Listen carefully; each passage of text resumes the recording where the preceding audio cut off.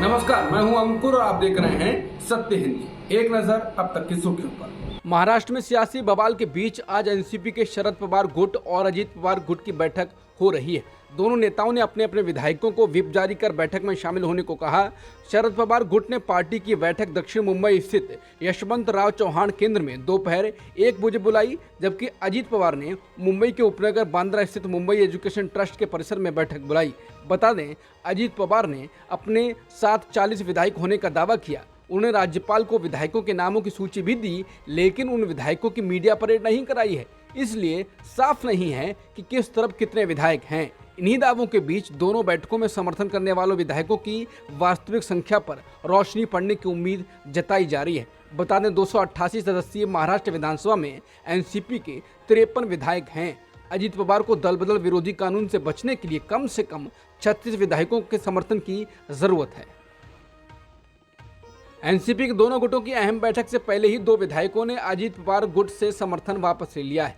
अजीत पवार के समर्थक निर्दलीय विधायक देवेंद्र भुयार शरद पवार से मिलने के लिए वाई.बी. चौहान केंद्र पहुंचे, तो शिरूर से एनसीपी विधायक अशोक पवार भी शरद पवार के साथ आ गए हैं। एक अन्य विधायक किरण लाहमाटे ने मंगलवार को कहा कि उन्होंने ये सोचकर पत्र पर हस्ताक्षर किए थे कि शपथ ग्रहण समारोह में एनसीपी अध्यक्ष का मौन आशीर्वाद था। उन्होंने कहा, लेकिन ये महसूस करने के बाद कि ऐसा मामला नहीं है, मैंने राजभवन छोड़ दिया। बता दें, वो सप्ताह की शुरुआत में अजीत पवार के शपथ ग्रहण समारोह के दौरान उनके साथ मौजूद थे।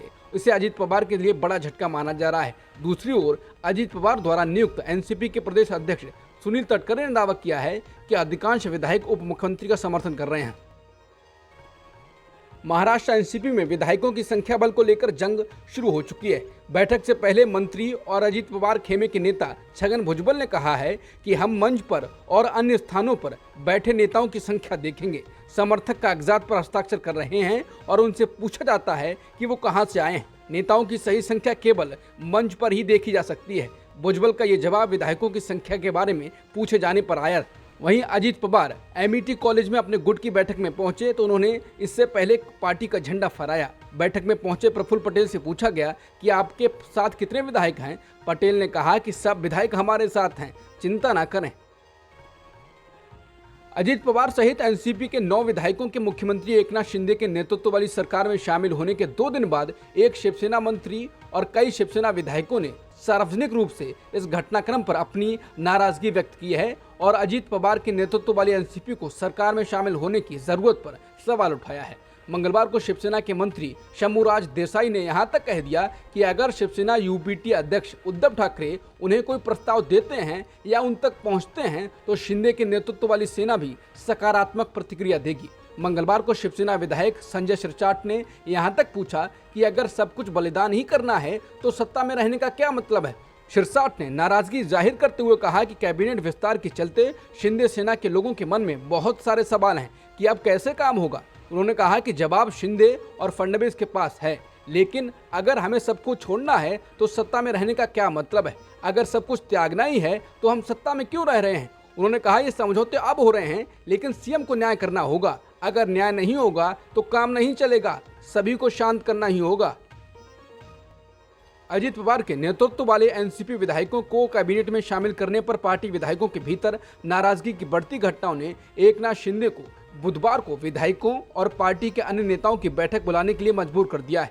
सूत्रों ने पुष्टि की है कि मुख्यमंत्री एकनाथ शिंदे ने बुधवार शाम अपने आधिकारिक आवास वर्षा बंगले पर सभी पार्टी नेताओं और विधायकों की एक बैठक बुलाई है और उम्मीद है कि वो सरकार के भीतर अजीत पवार के नेतृत्व वाली एनसीपी के प्रवेश से संबंधित मुद्दे पर चर्चा करेंगे। बता दें, इस बीच विधायक भरत गोगावले ने कहा है कि लोग कुछ हद तक परेशान हैं क्योंकि अब हमें अपनी रोटी बांटनी पड़ेगी। गोगावले ने कहा कि पहले हमें एक पूरी रोटी मिलती थी, अब हमें आधी से संतुष्ट होना पड़ेगा और जिन्हें आधी मिलने वाली थी उन्हें चौथाई से ही संतुष्ट करना पड़ेगा। महाराष्ट्र नवनिर्माण सेना यानी मनसे के नेता राज ठाकरे ने कहा है कि पिछले कुछ दिनों में महाराष्ट्र में राजनीतिक घटनाक्रम घृणित और मतदाताओं का भयानक अपमान है। उन्होंने ये भी कहा कि एनसीपी प्रमुख शरद पवार ही थे जिन्होंने महाराष्ट्र को राजनीतिक तख्तापलट की अवधारणा से परिचित कराया और अब उन्हें परेशान करने के लिए वापस आ गया है। मनसे प्रमुख की टिप्पणी अजीत पवार और 8 एनसीपी विधायकों के रविवार को मुख्यमंत्री एकनाथ शिंदे के नेतृत्व वाली सरकार में शामिल होने के 2 दिन बाद आई है। मध्य प्रदेश के सीधी जिले में एक आदिवासी युवक पर पेशाब करने वाले आरोपी प्रवेश शुक्ला को पुलिस ने हिरासत में ले लिया है। सीधी पुलिस ने मंगलवार देर रात आरोपी युवक को हिरासत में लिया है। इस मामले में सीएम शिवराज सिंह चौहान ने अधिकारियों को राष्ट्रीय सुरक्षा कानून यानी एनएसए लगाने का निर्देश दिया था। इससे पहले आरोपी प्रवेश शुक्ला के खिलाफ बाहरी थाने में भारतीय दंड संहिता की धारा 294, 504 और अनुसूचित जाति अनुसूचित जनजाति अत्याचार निवारण अधिनियम के तहत मामला दर्ज किया गया। इसमें अश्लील हरकतें और शांति भंग करने के लिए जानबूझकर अपमान करने की धाराएं लगाई गई हैं। बता दें, पेशाब करने वाला शख्स प्रवेश शुक्ला बीजेपी विधायक केदारनाथ शुक्ला का प्रतिनिधि बताया गया है। हालांकि केदारनाथ शुक्ला ने प्रवेश शुक्ला के प्रतिनिधि होने की खबरों का खंडन किया, लेकिन कांग्रेस ने पुलिंदा खोल दिया है। वहीं इस बीच नरोत्तम मिश्रा ने बुलडोजर चलाए जाने के सवालों पर जवाब दिया। मिश्रा ने कहा, कांग्रेस के हिसाब से बुलडोजर नहीं चलेगा, कानून के हिसाब से बुलडोजर चलेगा।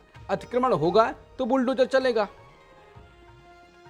मणिपुर में हालात फिर से खराब होने लगे हैं। भारतीय सेना ने 5 जुलाई को एक बयान में कहा कि 4 जुलाई को भीड़ ने मणिपुर के थौबल जिले के खंगाबोक में इंडिया रिजर्व बटालियन से हथियार लूटने के प्रयास को सुरक्षा बलों ने सफलतापूर्वक विफल कर दिया। इस दौरान एक दंगाई मारा गया, जबकि कुछ अन्य घायल हो गए। भीड़ ने अतिरिक्त बलों की आवाजाही को रोकने के लिए नाकेबंदी कर दी थी। हालांकि असम राइफल्स और रैपिड एक्शन फोर्स की अतिरिक्त टुकड़ियों को शामिल करके सुरक्षा बलों ने हालात को काबू किया। अब तक की खबरों में इतना ही।